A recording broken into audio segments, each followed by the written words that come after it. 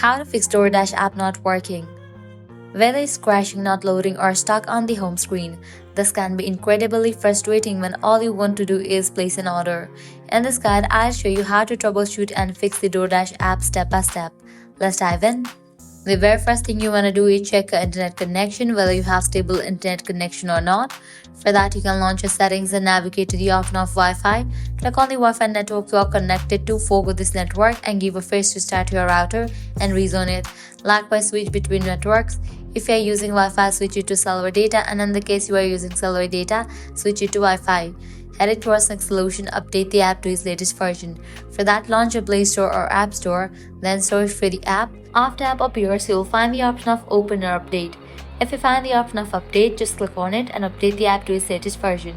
Then you can check whether the problem has been resolved or not. Heading towards next solution, you have to clear cache for the app. For that, launch your settings, navigate to the option of General, head over to the option of iPhone Storage. Now from here, find the app DoorDash. Once you find it, open it. Then click on Offload app. Click on Offload app. Offloading app clears cache for the app. Then click on Reinstall app. Heading towards last solution, what you have to do is completely delete this app from your device and reinstall it. For that, press and hold on the app. Click on the option of Remove app. Click on Delete. With that, the problem will be resolved. Applying all these solutions, your problem will be fixed.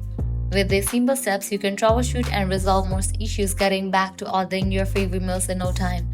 If you found this guide helpful, don't forget to like, share, and subscribe to our channel. Thanks for watching.